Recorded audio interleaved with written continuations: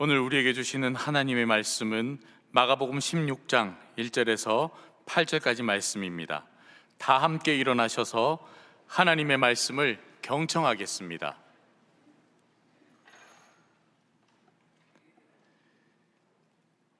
안식일이 지남에 막달라 마리아와 야고보의 어머니 마리아와 또 살로메가 가서 예수께 바르기 위하여 향품을 사다 두었다가 안식 후 첫날 매우 일찍이 해 돋는 때에 그 무덤으로 가며 서로 말하되 누가 우리를 위하여 무덤 문에서 돌을 굴려주리어 하더니 눈을 들어본즉 벌써 돌이 굴려져 있는데 그 돌이 심히 크더라. 무덤에 들어가서 흰 옷을 입은 한 청년이 우편에 앉은 것을 보고 놀라매 청년이 이르되 놀라지 말라. 너희가 십자가에 못 박히신 나사렛 예수를 찾는구나. 그가 살아나셨고 여기 계시지 아니하니라. 보라, 그를 두었던 곳이니라. 가서 그의 제자들과 베드로에게 이르기를 예수께서 너희보다 먼저 갈릴리로 가시나니 전에 너희에게 말씀하신 대로 너희가 거기서 배우리라 하라 하는지라. 여자들이 몹시 놀라 떨며 나와 무덤에서 도망하고 무서워하여 아무에게 아무 말도 하지 못하더라. 이것은 하나님의 말씀입니다. 아멘. 대명교회를 섬기는 장창수 목사님, 전 잘 모릅니다만 이분 글을 읽으면서 감동적인 이야기를 볼 수 있었습니다. 오래전 이야기입니다만 2013년 9월 22일 날 주일 낮 12시에 파키스탄 북서부의 페샤와르 지역에 있는 올센트 교회에서 폭탄 테러가 일어나게 되었습니다. 예배를 드리던 성도들에게 피해가 직접적으로 갔죠. 현장에서 98명이 숨지고 173명이 부상을 당하는 큰 사건이 발생했습니다. 교회가 사실 없어진 거나 마찬가지죠. 당시에 파키스탄 포먼대 교수로 있던 정마태 교수님이 테러 후에 페샤와르 지역을 방문하면서 피해를 입은 가족들을 한 가정 한 사람씩 만나면서 그들을 위로하고 또 그들과 대화를 나누는 그런 시간을 가졌습니다. 뜻밖의 재미있는 얘기를 이분이 하게 되었습니다. 그들 피해자 가족 중 대부분인 315명이 테러범들을 용서했다는 것입니다. 궁금하지 않습니까? 가족들을 잃어버리고 참 슬픈 가운데 젖어 있는데 테러범들을 용서한다고 쉬운 얘기는 아니죠. 어떻게 해서 용서하게 됐습니까? 그분들에게 물어봤더니 크게 두 가지로 집약이 되어서 이야기를 하더랍니다.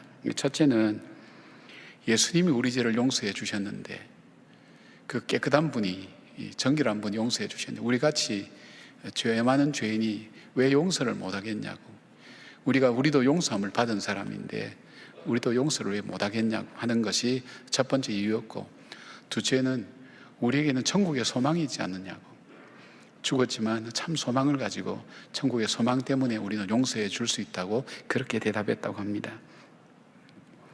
우리가 인생을 살면서 가장 힘든 삶이 뭐냐면 용서하는 삶 같습니다. 나 자신을 용서하고 다른 사람을 용서하고 때로는 하나님을 용서하는 것이야말로 우리 삶에 참 어려운 부분 같습니다. 그 용서되지 않는 일 때문에 우리가 상처를 안고 지금도 살아가고 있지 않습니까? 그 다음에 우리 인생을 살면서 가장 필요한 것이 있다면 참 소망 같습니다. 소망이 없으면 우리는 죽은 것과 마찬가지입니다. 근데 우리에게 이 용서와 소망의 근거가 되는 것을 성경은 복음이라고 그렇게 말씀합니다. 이 복음은 여러 가지 설명할 수 있지만 그게 십자가의 사랑과 그리고 부활의 능력으로 우리에게 말씀하고 있습니다. 역사적 사건이 되는 십자가의 사건, 죽은 지 사흘 만에 다시 살아나는 예수님의 부활의 사실을 믿는 것, 이것이 바로 이 복음을 믿는 것입니다. 이 믿음은 능력이 되어 나타난다고 얘기합니다. 바울은 로마서 1장 16절에 이렇게 말씀합니다. 내가 이 복음을 부끄러워하지 아니하노니 이 복음은 모든 믿는 자에게 구원을 주시는 하나님의 능력이 됨이라고 그렇게 말씀합니다. 우리는 모두 신앙생활하면서 이 십자가의 구원과 부활의 능력을 체험하기를 원합니다.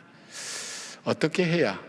왜냐하면 아직도 우리가 예수를 믿는다고 하면서 용서하지 못한 마음을 가지고 살아갈 수도 있고, 이 땅을 살아갈 때 정말 수고와 슬픔밖에 없는 이 세상, 실존주의자들이 얘기한 것처럼 우리가 하루를 더 살았다는 것은 우리가 죽음의 하루를 더 가까이 갔다고 얘기하는 허무한 생각들이 우리 마음을 찾아올 때가 너무 많기 때문입니다. 이 모든 것을 극복하고 이겨낼 수 있는 이 부활의 신앙을 체험할 수 있는 이 삶이 어떤 것일까? 오늘 이 말씀은 우리에게 그런 사실들을 잘 보여주고 있습니다. 어떤 사람이 십자가의 사랑과 이 부활의 능력을 체험할 수 있습니까? 첫 번째로 예수님을 섬기는 사람이라고 말씀하고 있습니다. 복음의 가장 핵심이면서도 세상을 바꾸는, 사람을 바꾸는 부활 사건을 기술하는 각 복음서마다 온 세상에 정말 가장 이 소중한 소식인 이 부활의 이 소식이 누구로부터 시작되었는가? 바로 이 부활의 소식은 바로 여인들로부터 시작되었다고 그렇게 말씀을 전하고 있습니다. 16장 1절 2절에 보니까 안식일이 지남에 막달라 마리아와 야고보의 어머니 마리아와 또 살로메가 가서 예수께 바르기 위하여 향품을 사다 두었다가 안식 후 첫날 매우 일찍이 해 돋을 때에 그 무덤으로 가며 그렇게 말씀하고 있습니다. 예수님 당시에 여성들의 위치는 보잘것이 없었습니다. 심지어는 아이들과 여성은 인구 수에도 넣지도 않았으니까 그렇게 대단한 존재라고 얘기할 수는 없죠. 그런데 이 보잘것없는 이 여성들을 통해서 가장 소중한 이 부활의 소식이 증거되고 전달되게 했던 이유가 뭘까? 여성들이기 때문에 그랬을까? 그 당시 천대받고 또 어려움을 당하는 이 여성들, 또 어려움을 겪는 분들과 예수님은 늘 함께 하시기 때문에 그분들을 존중하고 사랑하는 마음 때문에만은 했을까? 그것만 아니라 오늘 성경의 한 구절은 우리에게 중요한 것을 보여주고 있습니다. 15장 41절에 이 말씀이 있습니다. 이들은, 그러니까 이 여성들은 예수께서 갈릴리에 계실 때에 따르며 섬기던 자들이요, 이렇게 소개하고 있습니다. 여기에 섬긴다는 헬라어 디아코노는 디아코네의 3인칭 복수 미완료 능동태입니다. 이런 말씀 드려도 잘 모르겠습니다만 이걸 밝히는 이유가 뭐냐면 자발적으로 그리고 계속해서 예수님을 섬겼던 사람이라는 것을 말씀하고 있습니다. 그들이 지금 어느 자리까지 와 있냐면 마가복음 15장에는 그들이 십자가에 예수님이 못 박히는 그 자리까지 와 있고, 이 여인들은 주님이 부활하신 그 현장에 갔던 그 여인들, 그래서 그 여인들을 통해서 복음이 증거되었다고 그렇게 말씀하고 있습니다. 이들은 예수님을 섬길 때 어떻게 섬겼습니까? 자기들의 소유로 섬겼다고 누가복음 8장 2절부터 3절까지 보면 그 말씀이 있습니다. 자기들이 가진 소유로 자발적으로 자기들의 소유로 섬겼다고 얘기하고 있습니다. 그리고 이들이 어디까지 섬겼습니까? 예수님께서 십자가에 못 박혀서 돌아가시는, 제자들은 무서워서 다 도망간 그 죽음의 현장까지 예언들은 따라가서 예수님을 섬겼습니다. 뿐만 아닙니다. 예수님이 어디에 묻히는가 그 무덤까지 확인했다고 여인들은 말씀하고 있습니다. 이 무덤까지 확인한 이들은 예수님께 죽은 시체에 향료라도 바르기 위해서, 섬기기 위해서 그들은 안식일 첫날 일찍 주님의 무덤을 찾았다가 부활을 목격하게 된 사람입니다. 그 중에서도 막달라 마리아는 7 귀신이 들렸던 여인이라고 설명하고 있습니다. 7 귀신이 들렸다는 것은 보통 7이라는 숫자는 완전 수를 말합니다. 완전히 망가진 인생을 말합니다. 그리고 더 이상 회복이 불가능한 이 인생, 그러나 예수님을 만나면서 구원을 얻고 그 구원의 새 생명을 가지고 살아가는 이 여인, 자기 삶 속에서 나를 구속하신 그 주님을 일평생 따라다니며 죽음의 자리까지 주님을 끝까지 섬겼습니다. 7 귀신 들린 여인이 가진 것이 있으면 얼만큼 있겠습니까? 자기 소유가 있으면 얼만큼 있겠습니까?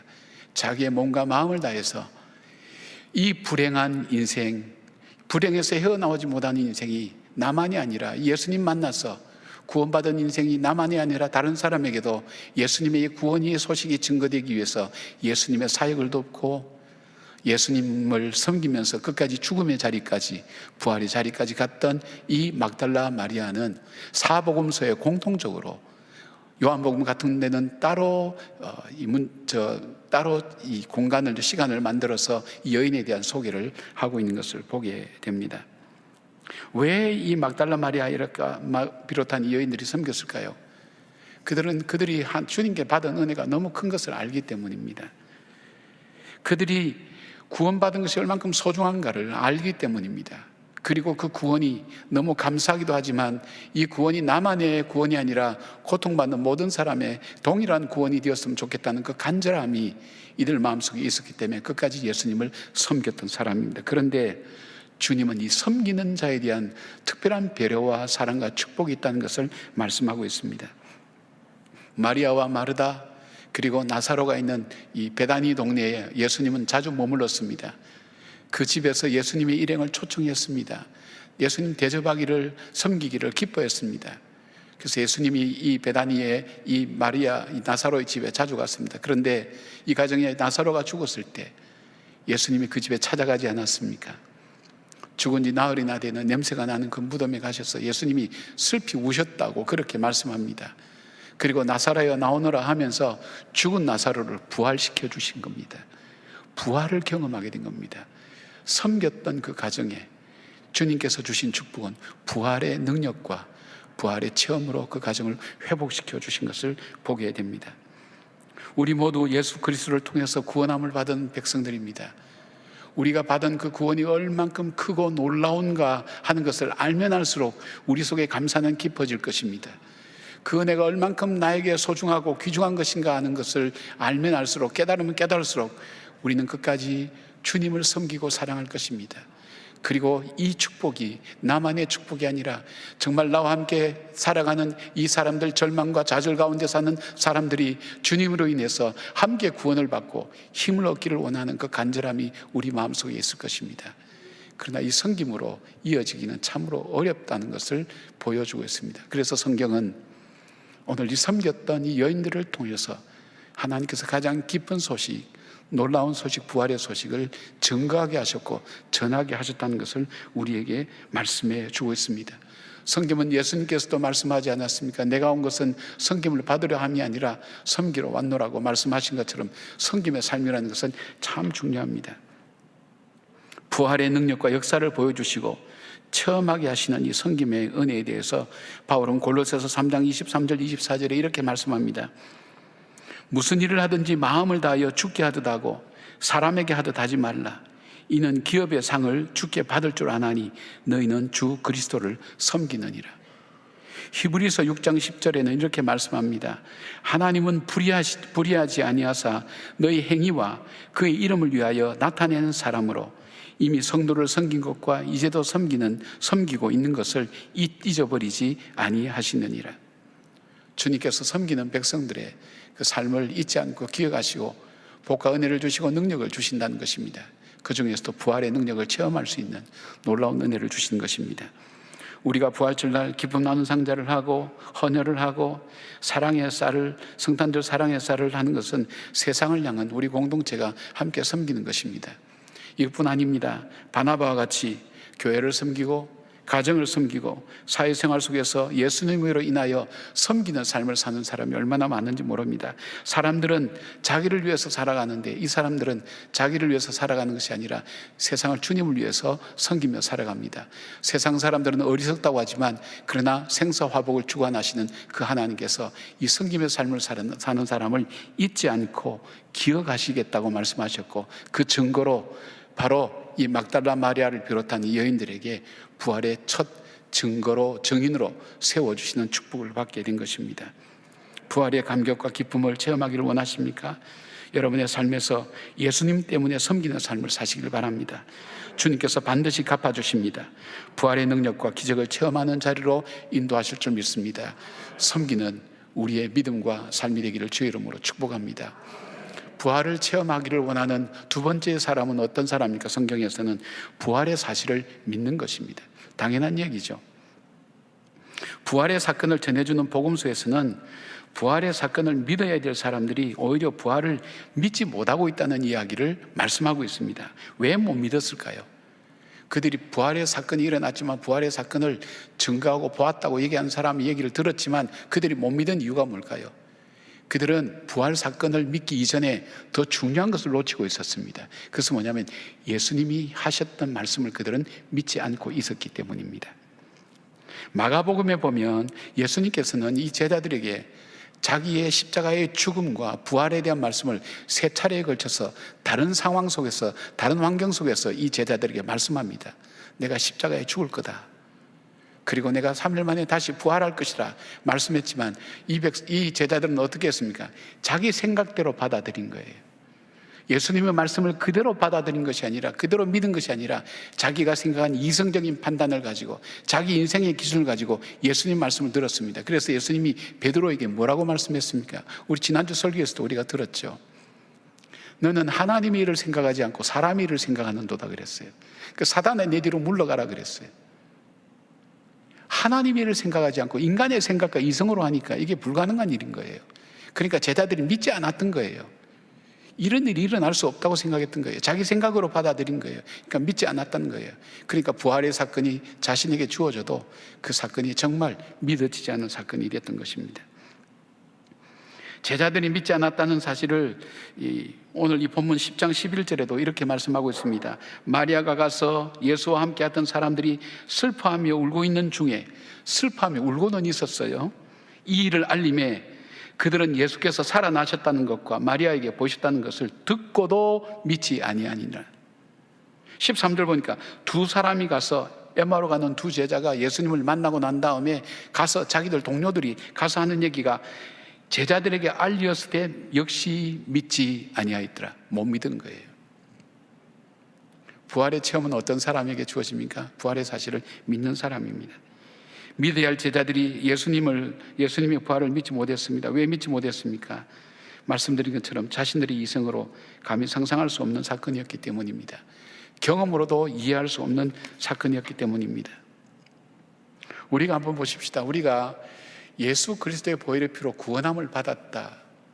사실 믿기 어렵습니다. 내가 아무것도 한 것이 없는데 예수 그리스도께서 내 죄를 위해서 십자가에서 보배로운 피를 흘려서 죽으셨습니다. 나는 그 주님이 나의 죄를 위하여 죽으신 것을 내가 믿습니다.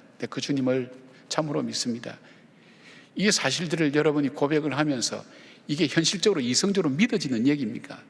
내가 뭔가 노력 봉사라도 하든지 헌신이라도 하든지 해야지, 아무것도 없이 이 큰 구원이 내가 입술로 말했다고 어떻게 이루어지느냐, 여러분 실제 믿어지지는 않잖아요. 성령께서 우리를 돕지 아니하시면 우리는 이 고백할 수 없다고 했습니다. 바로 이 고백 속에 담겨있는 또 다른 고백이 있습니다. 동전의 양면처럼 있는 이 고백이 뭡니까? 그 주님이 십자가에서 죽으셨을 뿐 아니라 3일 만에 부활하셔서 우리의 주님이 되셨다는 사실을 우리가 함께 고백하는 것입니다. 우리가 그 사실을 믿는 것입니다. 사랑하는 여러분, 이 사실을 믿을 때에 부활이 체험됩니다. 성경은 내가 이해가 되기 때문에 성경이 믿어지는 것이 아니라, 세상의 진리와 세상의 지식은 그렇습니다. 내가 이해가 되고 설득이 되고 논리적으로 맞기 때문에 내가 믿지만은, 성경은 믿을 때에 그것이 보이기 시작합니다. 알게 됩니다. 사랑하는 여러분, 부활하신 주님을 믿으시기를 바랍니다. 그 주님이 지금도 살아계셔서 우리의 주님 되신 것을 믿는 믿음의 사람 되시기를 주의 이름으로 축원합니다. 미국에 리 스트로벨 목사님이 있습니다. 이번에 예일대 법대 대학원을 졸업하고 시카고 트리뷴지에서 기자 생활을 14년간 하면서 언론사에서 법률 자문 또 법률 담당 기자로 그는 그렇게 일했습니다. 철저한 무신론자였습니다. 교회에 대해서 굉장히 반목을 가지고 있는 사람이었습니다. 그런데 그가 아내를 만나면서 아내가 믿는 아내의 소개를 통해서 예수를 소개받게 됩니다. 그래서 기자의 정신과 법률가의 그 마음을 가지고 이게 정말 내 아내가 믿는 게 사실인지 허구를 믿는 것은 아닌지 조사하기 시작했습니다. 21개월 동안 무려 2200여 편의 논문과 자료를 수집하고 그가 할 수 있는 모든 자료를 다 정리하고 난 다음 그가 마침내 항복하고 굴복하고 그가 고백했던 고백이 예수는 역사다, 사실이라는 것을 그는 고백했습니다. 그가 부활의 증거라는 책에서 부활의 사건을 5개의 사실로 설명했습니다. 이 부활이 사실이라는 것. 첫째, 예수는 십자가에서 실제로 죽으셨다. 두 번째, 제자들은 그분이 부활하여 자기들에게 나타나셨다는 것을 믿었다. 세 번째, 교회를 박해하던 바울이 회심했다. 네 번째, 예수의 동생인 회의론자 야고보가 회심했다. 다섯 번째, 예수의 무덤은 비어 있었다. 그 후에 그는 기독교 변증에 굉장히 공로를 세운 공로로 신학대학에서 박사학위도 받게 됩니다.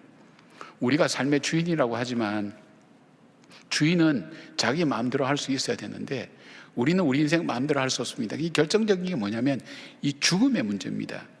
죽음의 문제는 나에게 달려있는 것이 아닙니다. 죽음 앞에는 어떤 지식도 지위도 경험도 연륜도 지혜도 아무것도 소용이 없습니다.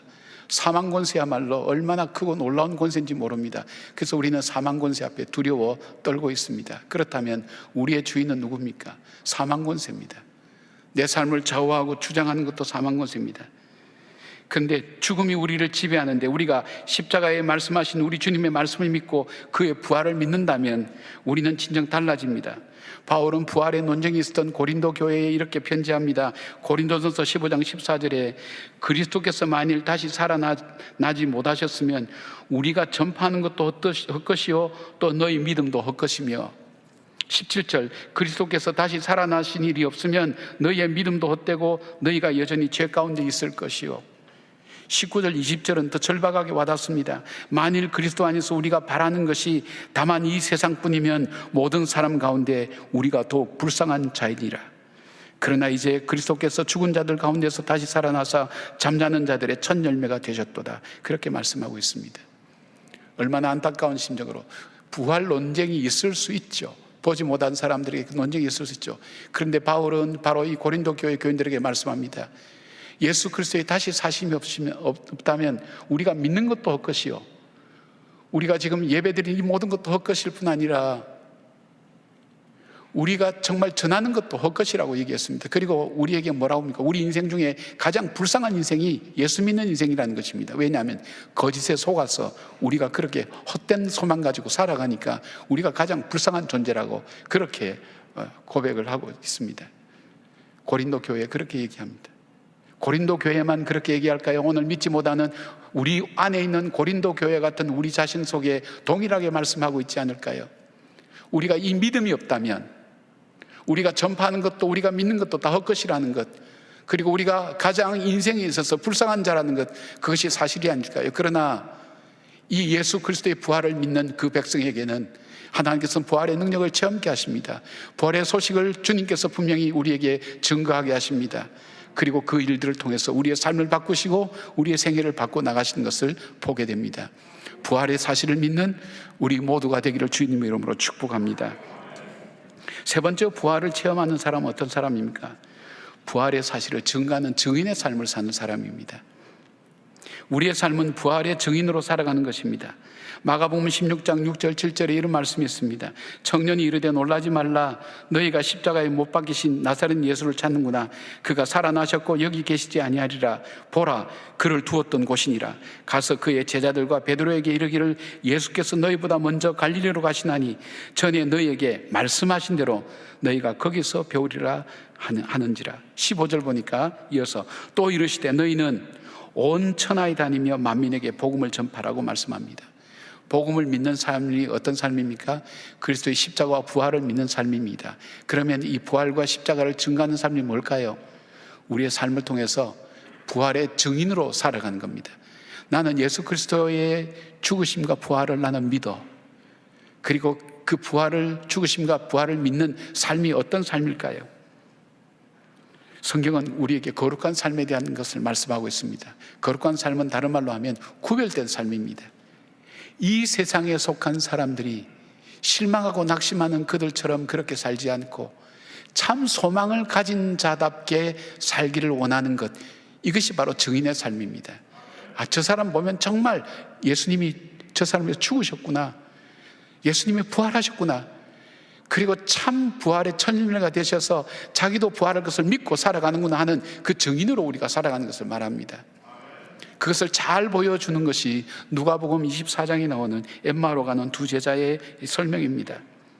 예수님의 십자가를 바라본 그들은 실망해서 낙심해서 그들은 예루살렘에서 저 변방인 엠마오로 그들은 걸어 내려가고 있었습니다. 삶의 중심부에서 사명의 자리에서 그냥 절망과 실망의 자리로 걸어 내려가고 있었습니다. 터벅터벅 힘없이 그 삶의 방향이 죽음을 향해서, 좌절과 절망을 향해서 걸어가는 삶의 방향입니다. 그들이 길에서 나눈 대화가 무엇입니까? 죽음의 대화입니다. 생명이 없는 대화입니다. 소망이 없는 대화입니다. 온통 죽음에 대한 이야기합니다. 그리고 그들의 얼굴빛은 어떤 표정이라 그랬습니까? 성경은 그들이 슬픈 빛을 했다고 했습니다. 슬픈 빛의 얼굴은 어떤 얼굴일까요? 사랑한 사람을 잃어버린 사람의 표정입니다. 삶의 의미를 상실한 사람의 모습입니다. 삶의 목표를 잃어버린 사람의 방황입니다. 슬픈 빛을 하고 갔다는 겁니다. 그들 위해 부활하신 주님이 동행하셨습니다. 주님의 부활을 그대로 뒤에 그들이 깨닫고 난 다음 그 밤에 그들은 자기들이 가던 길을 돌이켜서 새로운 길로, 왔던 길로 다시 올라가게 되었습니다. 사명의 길, 바로 예루살렘으로 다시 올라갑니다. 제자들이 있는 곳, 주님이 약속하신 곳, 주님이 말씀하신 그 말씀을 따라 다시 올라가게 됩니다. 삶의 방향이 바뀌게 됩니다. 절망과 좌절과 원망이 변하여서 소망과 생명과 사명과 그리고 우리에게 주어진 이 모든 것을 증거하는 증인의 삶으로 그들의 삶의 방향은 달라집니다. 그들의 대화가 바뀌었습니다.